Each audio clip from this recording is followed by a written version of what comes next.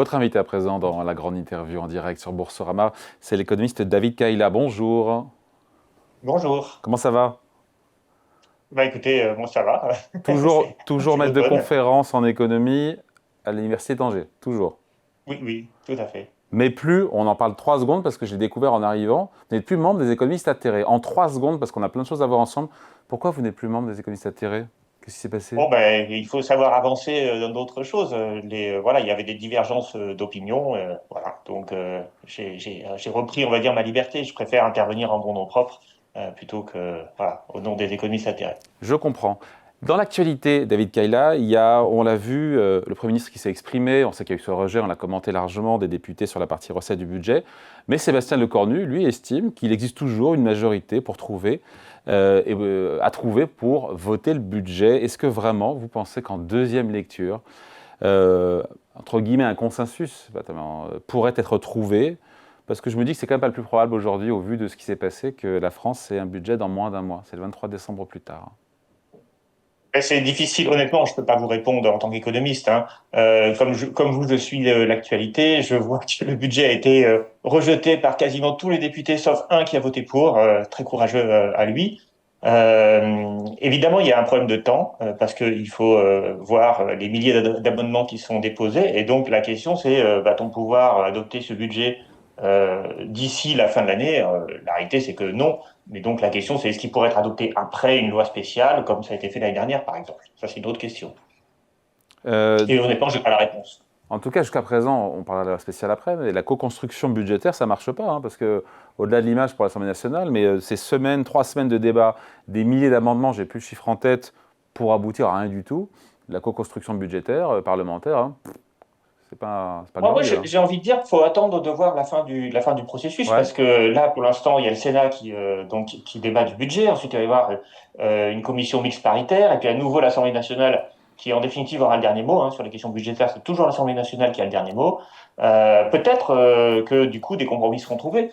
En fait, le principe même de la législation, du parlementarisme, c'est qu'on arrive à la fin à quelque chose après de nombreux débats. Bon, les débats sont pas terminés. Alors, peut-être qu'on n'aura pas de réponse, hein, de réussite, mais je trouve plutôt intéressant l'idée de donner de la responsabilité aux parlementaires. Si finalement on avait réussi à avoir un budget l'année dernière, hein, après, bon, il est passé par 49.3, mais François Bayrou a pu avoir un budget après la loi spéciale. Voilà, c'est pas non plus impossible qu'on ait un budget en janvier si on n'arrive pas à l'avoir avant la fin de l'année. Cette loi spéciale pour reconduire provisoirement ce budget de l'année, le budget de l'année prochaine, sur Avec les bases 2026. actuelles, ou l'autre hypothèse que le gouvernement passe par ordonnance, ce budget, on sent quand même que ce sont des hypothèses qui gagnent en crédit. Hein. Oui, mais alors moi, la loi spéciale, ça ne peut être qu'une solution transitoire. Alors, évidemment, elle peut durer. D'ailleurs, sur votre plateau l'année dernière, je disais que si on avait fait un budget de loi spéciale, ça serait pas la mort. Et c'est un peu ce qu'a dit Jean-Marc Vittori tout à l'heure également.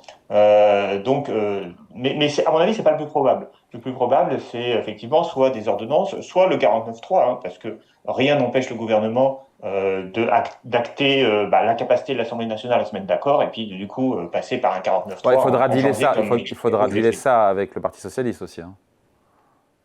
Oui, bah, Bayrou avait su dealer ça avec le Parti socialiste Ouais. l'année dernière, ou ça peut être d'autres partis d'ailleurs, hein. Enfin, je veux dire, bon, sinon, bah, il y a dissolution et là, c'est plus compliqué évidemment, hein. Si à la fin il y a censure et dissolution, évidemment, le budget, ça sera plus tard.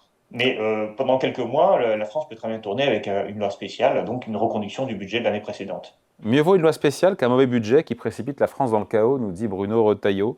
Il a tort ou il a raison là-dessus? Moi, je pense qu'il a raison. On ne sera pas forcément d'accord sur la nature du bon budget, mais il faut comprendre que l'objectif du gouvernement, c'est de faire des économies.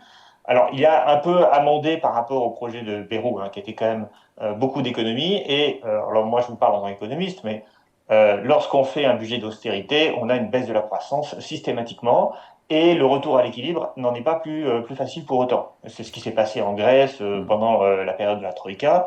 Pardon, Donc des économies, je vous pourquoi coupe, pas, mais pas. je Oui, vous coupe, mais un budget d'austérité, ce sont des crédits qui baissent, c'est des dépenses publiques qui baissent.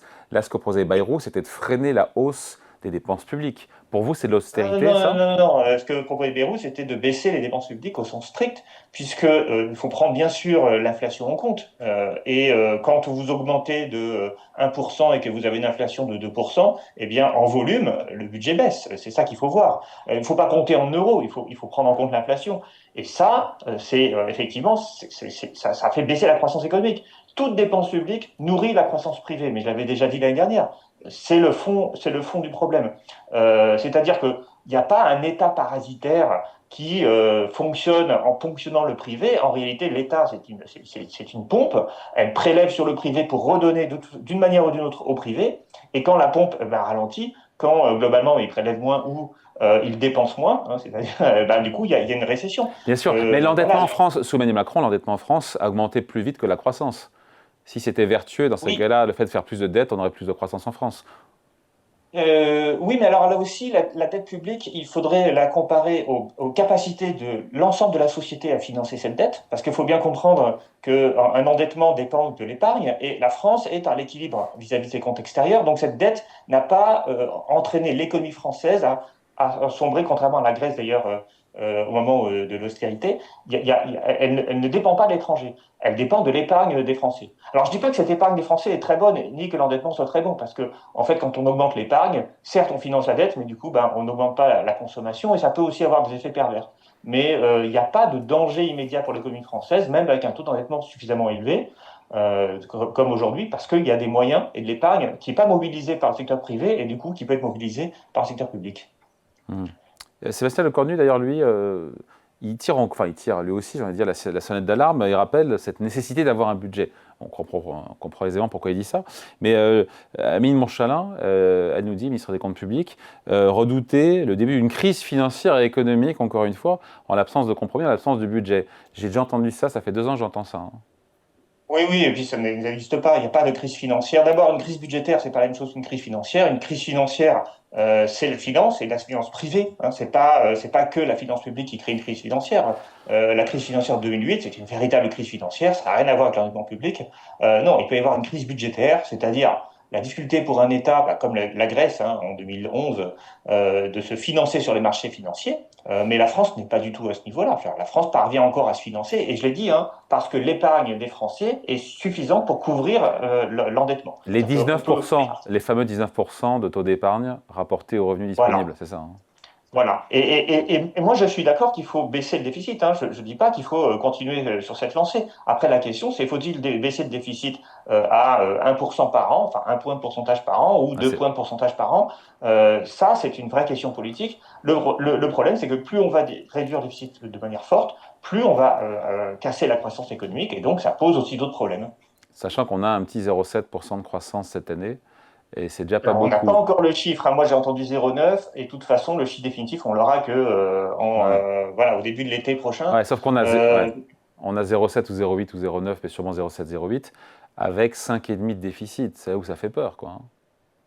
oui, mais parce que oui, attendez. Alors, L'Allemagne est avoir en autant de récession depuis déficit 3 pour ans. si peu de croissance, L'Allemagne est en récession depuis 3 ans. Ça a été dit d'ailleurs très bien par Jean-Marc Vittori. L'un des problèmes des économies du cœur, hein, la France, l'Allemagne, etc., c'est que en fait, on a mis en place le plan de relance qui en fait euh, améliore l'économie de l'Italie et de l'Espagne, mais détériore les économies des pays qui financent, parce que la France finance. Hein, la France est contributrice nette de l'Union européenne.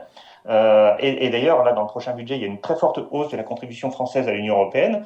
Eh bien, évidemment, ça améliore la croissance des pays du Sud hein, et des pays de l'Est, au passage, qui ont bénéficié de ces crédits européens, mais ça détériore mécaniquement hein, la croissance donc la France est des pays. pénalisée, la croissance française est pénalisée par l'argent que la France verse au budget de l'UE. C'est ça, en fait. Hein. La France contribue davantage à ce plan qu'elle ne bénéficie. Mais ça, c'est normal, c'est un principe de solidarité. Ouais. Mais il ne faut pas ensuite se plaindre que la croissance soit plus faible en France qu'en Espagne ou en Italie, parce qu'on n'est pas voilà, sur un pied d'égalité. On a aidé les Italiens et les Espagnols, voilà, donc c'est très bien. Voilà, mais l'Allemagne et la France, et la France va mieux que l'Allemagne, hein, là aussi, du point de vue économique. David Kayla, vous dites qu'il ne faut pas laisser dériver les comptes publics. Il y a à peu près un accord là-dessus. Après, on est à 5,5. Il a raison de dire, Sébastien Lecornu, Premier ministre, il faut rester à 5 et pas aller au-delà de 5% pour l'année prochaine de déficit public. Oui, sans doute. Je veux dire, comme j'ai dit, on peut diminuer le déficit, mais il ne faut pas le diminuer trop fortement. Alors c'est quoi le Euh, bon rythme? Le bon rythme, c'est quoi? C'est 0,5 points par an? En fait, tout dépend des prévisions de croissance. Et là aussi, Jean-Marc Vittori a raison. C'est-à-dire que, en fait, en croissance faible, c'est d'autant plus difficile de diminuer le déficit en croissance forte. Alors, ce qu'il faudrait réfléchir, et là aussi, je suis d'accord avec lui, c'est les politiques économiques qu'on met en œuvre pour relancer la croissance. Parce que la politique de l'État, c'est pas que le budget, quoi.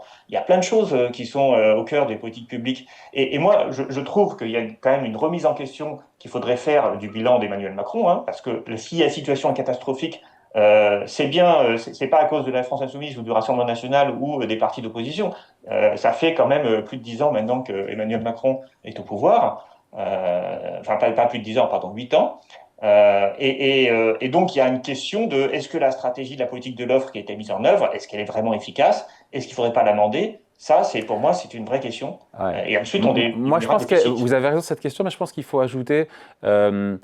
Je pense que la politique de l'offre, globalement, on l'a vu sur le taux d'emploi, sur le taux de chômage, a baissé. Le taux de chômage a baissé de 2 points en France sous le règne d'Emmanuel Macron. Après, la question, c'est effectivement sur le taux de pauvreté, ça a augmenté, sur le nombre de faillites, sur plein d'autres sujets. La croissance n'est pas plus robuste aujourd'hui. Après, je pense mais après, le moment sujet, c'est cette politique de l'offre, elle a été financée à crédit. C'est ça le sujet, je pense. Et c'est ça le problème des comptes publics aujourd'hui. Il n'y a pas que ça, malheureusement, parce que si vous comparez la création d'emplois en France et dans les autres pays européens, elle n'a pas été supérieure en France, premièrement. Donc certes, mais en fait, il y a des raisons démographiques à cela, hein. C'est-à-dire qu'aujourd'hui, on ne crée quasiment, enfin, il y a quasiment plus de hausse de la population active, donc il faut un très fort taux de croissance de l'emploi pour résorber le chômage. Alors qu'au moment où François Hollande était au pouvoir, hein, c'est avant Macron, ou Sarkozy avant lui, eh bien, il y avait au contraire beaucoup plus une hausse beaucoup plus forte du taux d'actifs. Donc, je suis même pas sûr qu'on puisse créditer la politique de l'offre d'Emmanuel Macron d'avoir augmenté le taux d'emploi. Je pense que là, c'est un phénomène qu'on va retrouver partout en Europe. Il y a des raisons démographiques à cela. C'est pas forcément cette politique-là qui est au cœur. Par contre, c'est vrai que cette politique de l'offre a été menée à crédit.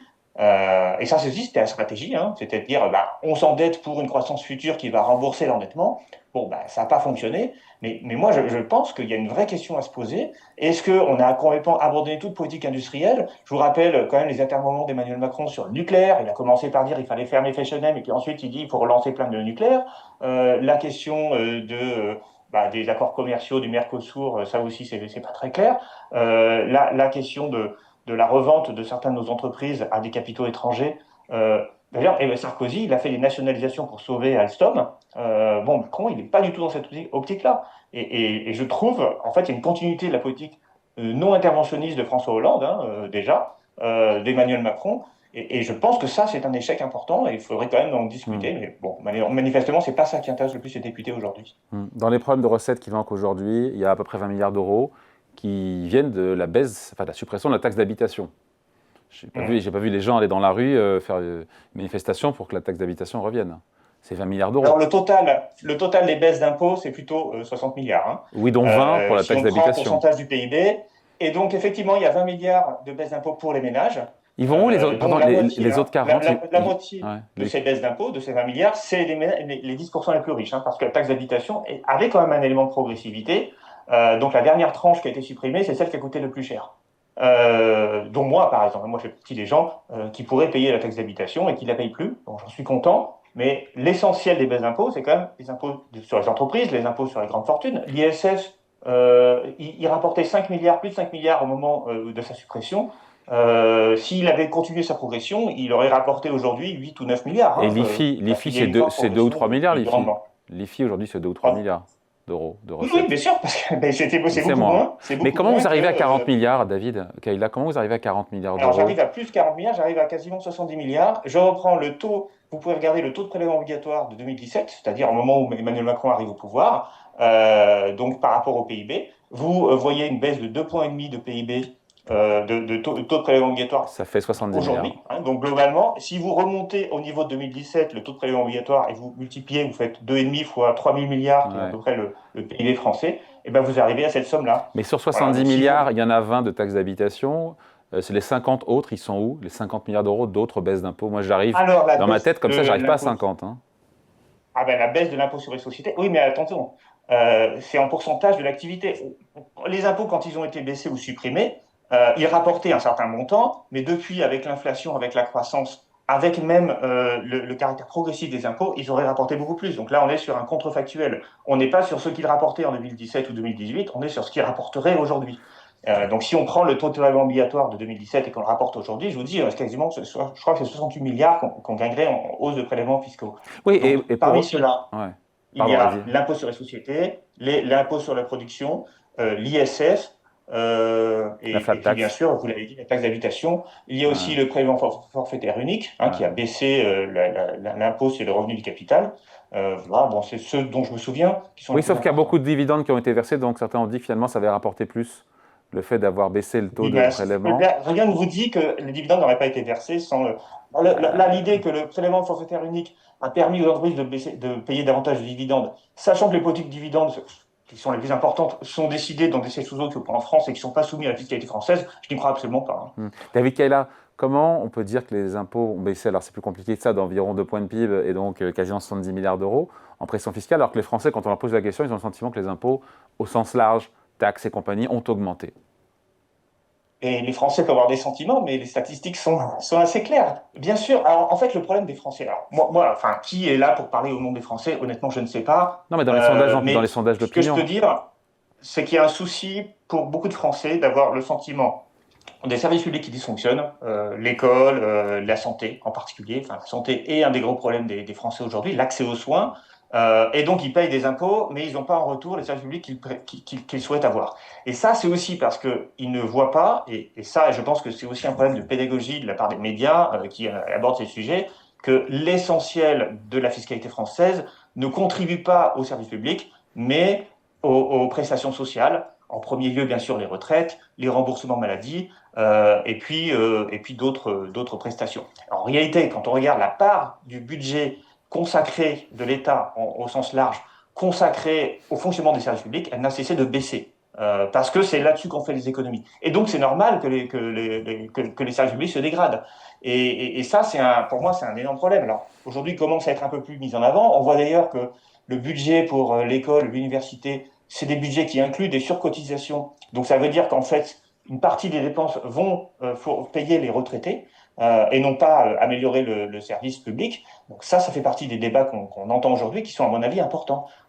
En fait, la question, c'est que le fléchage de l'argent public ne va pas dans les services publics. Et je pense que si les services publics s'amélioraient, les Français, ils n'auraient pas le même sentiment par rapport à la fiscalité. Après, sur la fiscalité, on finit là-dessus, David Kayla, mais même si elle a baissé de 2 points de PIB, 2,5 points. 2,5 points, on est toujours vice-champion d'Europe des prélèvements obligatoires, 45,3% du PIB Eurostat en 2024 contre 40,4% pour la moyenne de l'Union européenne. On est donc 5 points de plus, ça fait plus de 150 milliards d'euros de pression fiscale en plus en France quand on se compare aux autres. Oui, Il mais y a quand même un on a les sujet là, il y a quand même un retraités sujet. les Hein. plus riches d'Europe. Le niveau de vie des retraités, il est équivalent à celui des actifs en France, alors que c'est très différent dans les autres pays. Alors moi, je ne dis pas qu'il faut que nos retraités soient misérables, mais on a les prestations sociales qui correspondent à ce que les Français demandent. Hein. Non, mais Ils souhaitent et là, je vous défendent parle bien. prélèvement obligatoire, pas dépenses publiques. Je vous parle le taux. C'est la même chose, c'est-à-dire que les prélèvements obligatoires financent des dépenses, hein, C'est vrai, sinon on n'aurait pas de déficit. c'est vrai. Et donc si vous voulez avoir des dépenses publiques qui soient au niveau où elles sont, et en particulier des budgets sociaux qui soient très importants, il faut bien prélever voilà, pour les gens, sinon alors vous accroissez le déficit. Donc il y a une demande des Français qui sont un peu schizophrènes, c'est normal, ils veulent que les retraités aient des bons niveaux de vie, et c'est très bien, on a le droit, mais du coup il faut bien financer cela. C'est une question de choix. Maintenant, si on veut baisser les dépenses publiques et les prélèvements obligatoires, il faut baisser ces dépenses-là. Après, on peut vouloir tout faire peser, comme on le fait depuis des années, sur les services publics, mais alors il ne faudra pas s'étonner que l'hôpital ne fonctionne plus, que l'éducation, qu'on n'arrive plus à recruter des profs, que l'université meurt et qu'on n'arrive plus à faire de recherche publique en France. Ça, c'est une question de choix politique. On se quitte là-dessus, juste David Kayla. Imaginons, vous êtes ministre de l'économie et des finances, la mesure que vous faites, soit une mesure pour augmenter la croissance et une mesure pour réduire les déficits, vous faites quoi? Alors, encore une fois, la croissance, ce n'est pas que le budget. C'est Non, une activité, c'est budget ou une pas politique budget. industrielle. J'ai pas dit budget, ça peut Voilà, être. ouais, ouais, et ben pour ce qui est de la croissance économique, je pense que j'essaierai de revoir les questions agricoles, parce qu'on a une production agricole qui meurt aujourd'hui en France. On perd en souveraineté alimentaire. Alors, je ne sais pas si ça augmenterait beaucoup le PIB, mais ça rassurerait, ça serait stratégiquement important. Et je mènerais une politique industrielle, voilà, alors, réformer les aides publiques, non pas supprimer toutes les aides aux entreprises, parce que je pense que c'est nécessaire, mais organiser les aides pour qu'elles bénéficient davantage aux entreprises productrices. Et notamment, je reverrai complètement le marché de l'électricité. Je pense que oui, c'est ça, la réforme que je ferai, c'est de remettre un prix de l'électricité qui soit comparable au coût de production français et non pas indexé sur le marché européen qui est fondé sur le prix du gaz. Et sur le déficit public? Et pour ce qui est de l'économie, des économies, il y a un débat quand même sur l'indexation des retraites. Aujourd'hui, le Parlement a refusé. C'était l'idée, par exemple, de transformer les 10% d'abattement pour les retraités, la branche sur le revenu des retraités, en un prélèvement forfaitaire. Moi, je trouve ça juste et je trouve ça dommage que ça a été disparu dans le budget. Je pense que ça va revenir.